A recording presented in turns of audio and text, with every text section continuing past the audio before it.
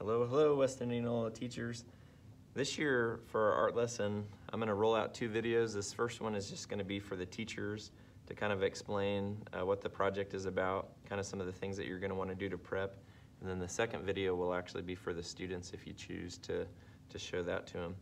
So big picture-wise, what we're going to do this year with students is create homemade stickers, and they're going to design kind of their own cartoon characters, just the heads for those. And then we're going to be again creating stickers. So materials that you're going to need for this project, I think Melissa has already ordered those and hopefully we'll be handing those out to you. Parchment paper, we're going to be using just clear packaging tape.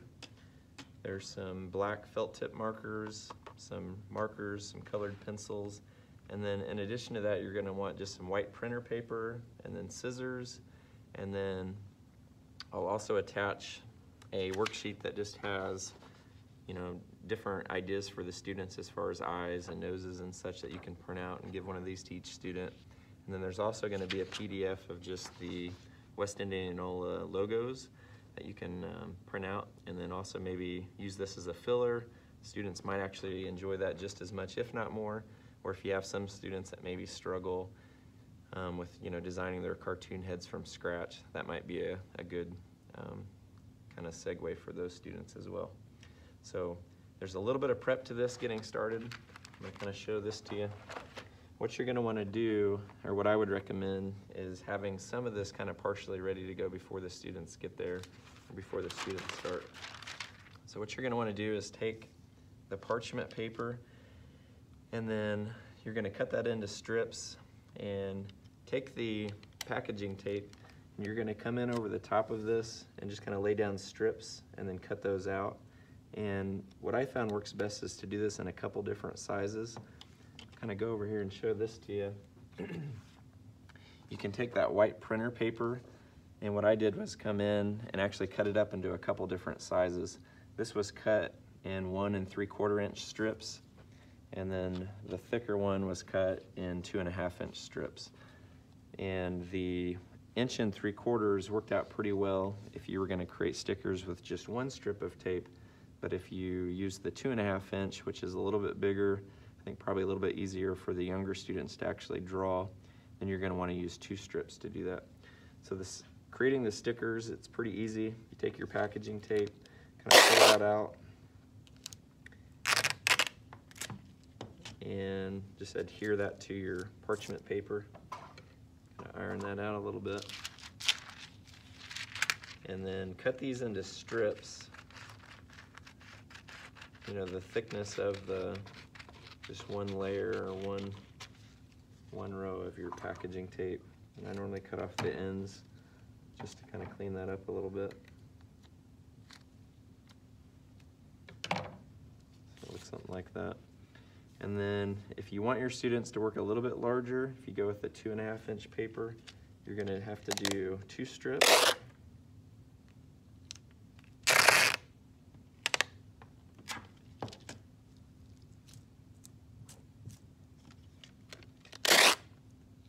Just go right up to the first one.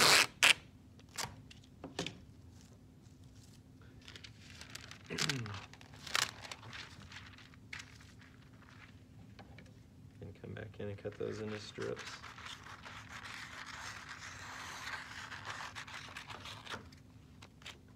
So this will become the bottom of our stickers that we create.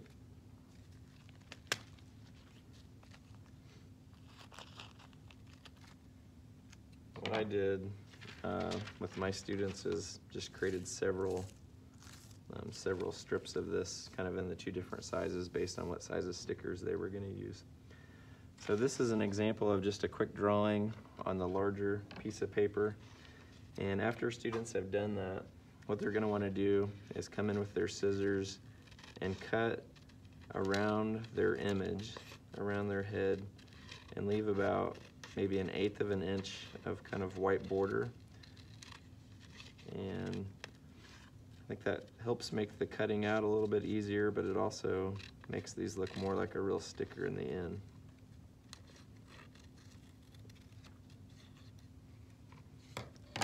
Something like this.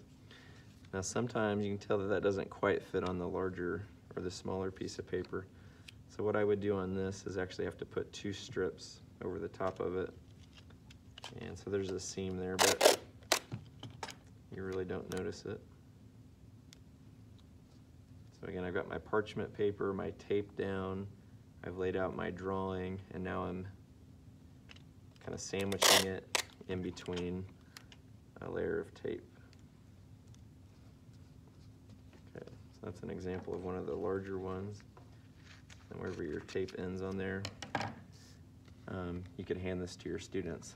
And I would recommend, especially with the younger students, that maybe the teacher is just up on the teacher workstation or island, and as the students are finishing their drawings and they've been cut out, you know, they bring those up to you. You probably put that last layer of tape on, and then you hand it back to them. And then maybe they go back to their seats and actually finish creating the sticker by then cutting around their image and leaving another gap of about 1/4 of an inch.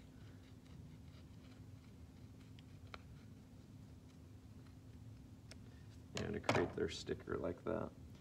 And it's kind of important that they come in and be sure they iron that out really good. Maybe even use their fingernail up on the edge of the image just to be sure that's nice and tight.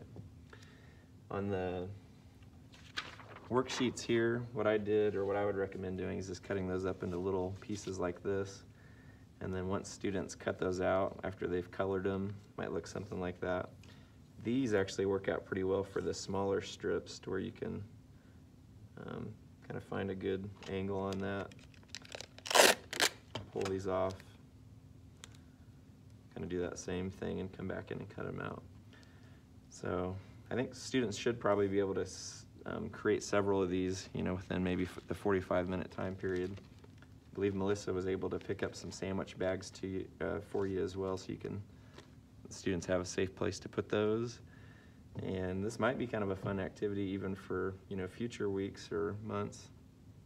Just kind of a nice filler if students have a little bit extra time, or, you know, if they're potentially studying something, and, you know, they could create stickers kind of based on that content. So hope you guys have fun though. I'll roll out that second video, and it'll be created more specifically for the students, something that you could share with them as you're getting started. Good luck.